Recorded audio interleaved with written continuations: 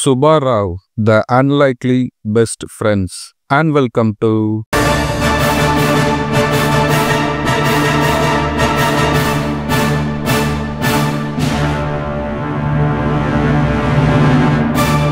Ilakiam literature. கஜராஜ்னு ஒரு யானை இருக்கு. அந்த யானை எங்க இருக்குண்டா ரொம்ப வசதி வாய்ந்த ஒரு ராயல் ஸ்டேபிள்ல தான் இருக்கு. அந்த நாட்டோடைய ராஜாவுக்கு கஜராஜ ரொம்ப பிடிக்கும். அதனாலேயே அந்த யானையை பத்திரமா பாத்துக்குங்கன்ற மாதிரி ஆர்டர் போட்டிருக்காரு. என்னதான் கஜராஜுக்கு ராயலான கம்ஃபர்ட் கிடைச்சாலும் கஜராஜ் ரொம்ப சோகமா தான் இருக்கு. என்ன காரணம்னா அதுக்கு எந்த ஒரு ஃப்ரெண்டு கிடையாது. அந்த யானைய பாத்துக்கிறதுக்கு ஒரு மா அவுட் இருக்காரு. அதாவது ஒரு யானை பாகன் இருக்காரு. அவரு கூட மட்டும்தான் கஜராஜ்ன்ற அந்த யானை பழகும். அந்த மா அவுட்டும் ஒரு நல்ல மனுஷன் தான். அவர் கஜராஜுக்கு பிடிச்ச ஃபுட்டு அதை அடிக்கடி குளிக்கிறதுக்காக ஒரு பாண்டுக்கு கூட்டிட்டு போவாரு. ஆனா அந்த யானை பாகன் ஒரு குட் கேர்டேக்கர் மட்டும்தான், நல்ல ஃப்ரெண்டு கிடையாது. ஸோ இப்படிதான் கஜராஜ் நினைச்சுக்கிறது. நமக்குன்னு ஒரு ஃப்ரெண்டு இருந்து அவங்க கூட நம்ம விளையாண்டோம்னா நல்லா இருக்கும்லன்ற மாதிரி கஜராஜ்ன்ற அந்த யானை நினைக்கிறது.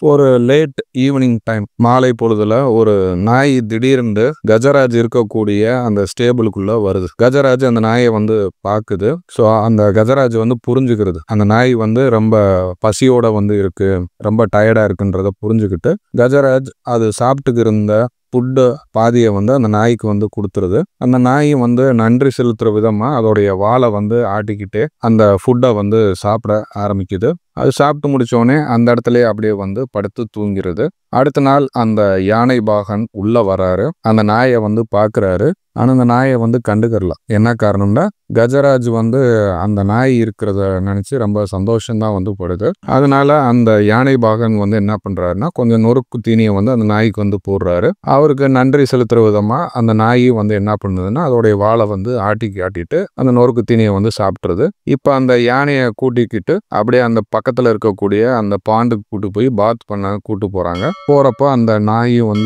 அதோடைய ஃப்ரெண்டான அந்த கஜராஜோட சேர்ந்து அப்படியே போறாங்க. இப்போ அந்த கஜராஜ்ன்ற அந்த யானை என்ன பண்ணுதுன்னா அந்த பாண்டுக்குள்ள இறங்கி அப்படியே குளிக்க ஆரம்பிக்குது.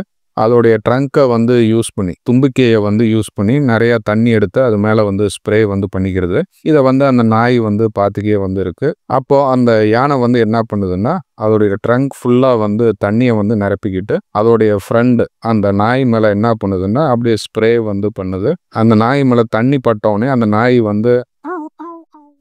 கத்த ஆரம்பிக்குது. ஸோ அதை பார்த்தோன்னே மாவுத்து சிரிக்க ஆரம்பிக்கிறாரு. அந்த யானை பாகன் சிரிக்க ஆரம்பிச்சிடுறாரு. ஸோ அந்த நாய்க்கு குளிக்கிறது பிடிக்காது போல.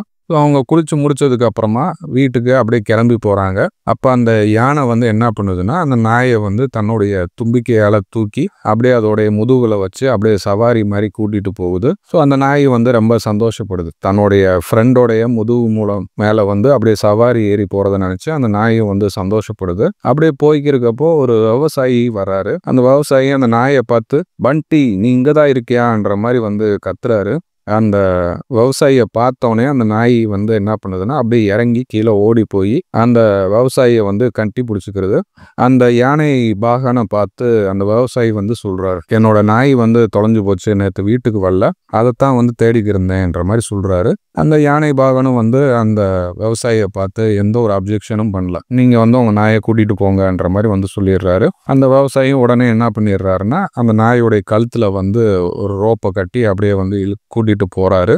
அப்போதான் பண்டின்ற அந்த நாய்க்கு புரியுது, நம்ம நம்ம ஃப்ரெண்டை விட்டு பிரிய போறோம்ன்ற விஷயம் புரியுது. அந்த யானையும் ஃபீல் பண்ண ஆரம்பிக்குது. இப்போ அந்த யானை அதோடைய ஸ்டேபிளுக்கு போயிடுது. அந்த நாய் என்ன பண்ணுதுன்னா அந்த ஃபார்மரோடைய அந்த விவசாயியோடைய வீட்டுக்கு போயிடுறாங்க. அடுத்த நாள் லஞ்ச் டைம் வருது.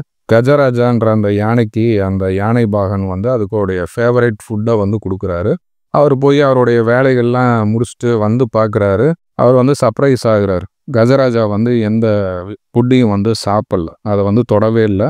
அவர் என்ன நினைக்கிறாருன்னா கஜராஜாவுக்கு பசிக்கல போல, அதனாலதான் அது தொடலை, அவனை நம்ம ஃபோர்ஸ் பண்ண வேணான்ற மாதிரி விட்டுடுறாரு. அன்னைக்கு நைட்டு கஜராஜா சாப்பிடல. அடுத்த நாள் இந்த விஷயமே நடக்குது. ஸோ அந்த யானை பாகன் இப்போதான் ரொம்ப வருத்தப்பட ஆரம்பிக்கிறாரு. அதோடைய வகுரெல்லாம் போய் தொட்டு பார்க்குறாரு. எந்த ஒரு பிரச்சனையும் இல்லை. அப்புறம் ஏன் கஜராஜா வந்து சாப்பிட மாட்டேங்கிறான்ற மாதிரி யோசிக்கிறாரு.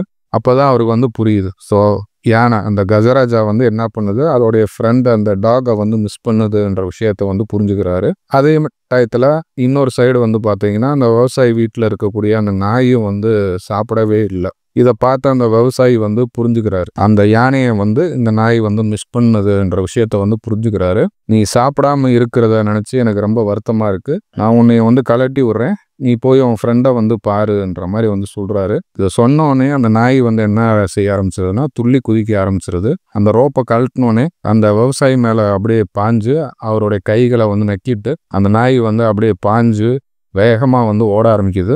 அது நேராக எங்கே போய் நிற்கிதுன்னா, கஜராஜா இருக்கக்கூடிய ஸ்டேபிளில் தான் போய் நிற்கிது.